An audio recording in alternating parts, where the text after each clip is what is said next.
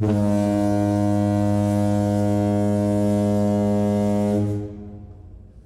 there, part-timers. Once again, Stanton from Antonio Bay. Thank you guys for stopping by the collection room. And we're going to close out our series of Freex, Malibu Ultraverse Freex. We got 2 issues left. It's 17, 18, and then we have the Freex giant size issue. Pretty much the entirety of the series, and everywhere I think they appeared. And once their series was gone, they did not appear anywhere else. And as we're picking up in issue 14, wow, it looks like we have traveled to a different time and space again. And we have just lost Michael, one of their team members, I believe the one called Plug, who jumps in and out of computers and things. We still got the rest of the team. Boom Boy, looks like he is already here in this time. Wildness. Cayman, I'm assuming. Oh, cool. He looks cool as a hieroglyphic. But yeah, we've lost a teammate. We've fought Rafferty. We just got done with a big interdimensional adventure. They all found out they're getting their strings pulled. They survived a confrontation and a run-in with Contrary, who of course wants to like utilize their powers. Ugh, Rune's been here forever. Rune is one of my least favorite characters from the entire Malibu Ultraverse. Primarily because he looks gross. He's just really nasty looking. And that comes primarily from being drawn by Barry Windsor Smith and created by Barry Windsor Smith. Now, as much as I hate Barry Windsor Smith's art, and I do, I've said many times they look like beef jerky people. They're all shriveled. Everyone's sinewy and weird. As far as his art style goes, it actually works with Rune. It looks right. I'm not going to say it looks pleasing to the eye, but it looks right. That's how it should look. It should look just super weird and nasty. Wow, I do not remember this cover of The Strangers. I'm gonna have to look and see if I have that.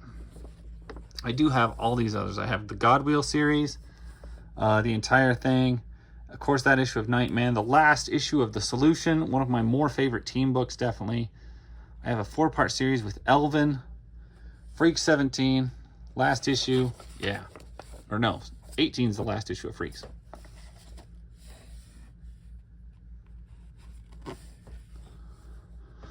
So, we're on to 18. It looks like Michael is haunting Contrary, and we're getting a different art style here. Tank Girl is a terrible movie, and I would just mention, parts of this movie were shot at White Sands, which is about 15 miles from my house. I've been out there many, many times. It's a beautiful place to go, and whenever I'm out there, I try not to think, oh, Tank Girl was filmed out here. Don't know why I just had to go on that rant. Man, it looks like we're dealing with Contrary again. Her little minions.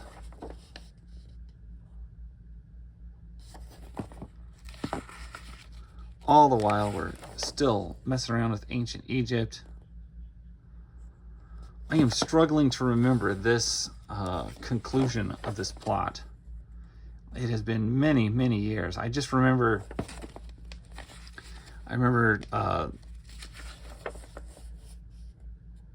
they lost a team member, and I'm just trying to remember how the whole series ends. I think they figure out Contrary's playing them, but there's like no consequence for her in it, other than she just walks away.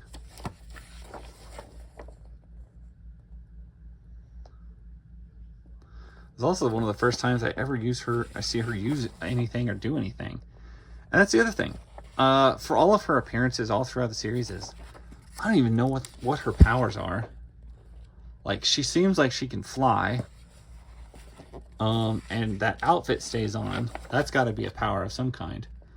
But I don't know, like, what else she can do. Probably manipulate something with something mental.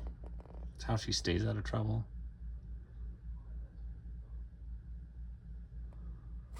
And I thought that was Michael, the ghost of Michael. I'm now thinking that it is not. Because it's been long and I don't remember. Oh yes, after all, I used to be a nurse. The subtle drop that she is responsible for a lot of the Ultras. I'm not going to say all, but she is responsible for a lot.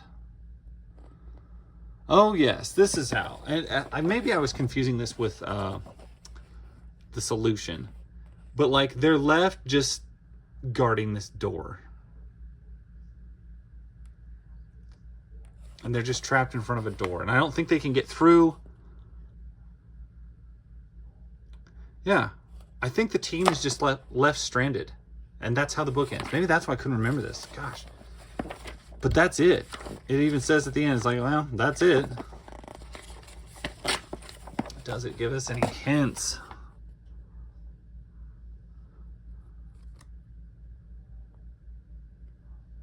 Huh.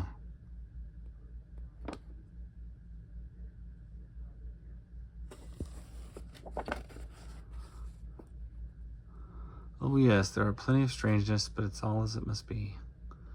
All newbies new have warped in the fabric of time around them. They'll have to see it through, but they'll never know quite what it's all about. They'll never even know I'm here. After all, they don't know that I ever existed, or that I ever loved her, or that I ever died. That does it for Freex as a regular series, but you can follow this climactic Ultraverse expanding storyline in the future issues of Ultraverse Premiere, and other marvelous Malibu titles. Keep your eyes peeled. We'll try and keep you posted. And that never happened. The team is eventually just stranded, left to die. And I, as far as I know, have no idea what ever happened. We got this book, July 1994. Let's find out. I did not originally have this book. This is February 1995. This is takes place quite a ways before all these others, so we're not going to get any sort of closure from this. We do get a cool spread shot there. The Freex fighting Prime, which is kind of wild. None of them would stand a chance against Rogue Prime. The entire team collectively would probably not stand a chance against Rogue Prime. You can see more of the machinations of Contrary being spread early throughout the series. Yeah, it kind of feels weird going back through a book after you have looked at the end of the series. But yeah, what a bummer of an ending. You get the old man. I don't know what story this is wrapping up, or if this is probably its own book. Statue of the Freex. And that might be it for that one. Wow. Quite Contrary. Another pinup of Contrary. Or I should say an opening page. And more of her plots of how she manipulates everybody. And like I was saying, she used to be a nurse, and she went around injecting infants with the stuff that makes them Ultra. She is definitely a manipulator of this entire universe. We just don't really know why. I don't think we ever learn why. I don't think we ever figure out what her entire deal is. But it's creepy, and she's just a really interesting character. I forgot how much she was actually in the series Freex until I flipped through it again. Anyway, that is the end of Freex. It ends on a downer note. I remember this vaguely now. Like I said, it's been a long time since I read these. It's kind of been fun to just read through, flip them back through, and kind of get my memory jogged on that. It was pretty cool. Anyway, I appreciate you guys watching. It's always appreciated when you guys make it to the end of a video. And I get to tell you thank you, and I get to say, hey, remember to keep collecting fun. Don't let the hobby ruin itself for you. Don't spend too much money on it. Collect comics the way that it's fun for you. Anyway, that's my thoughts. That's my take on Freex, and that's my story. I will catch you guys later. Bye.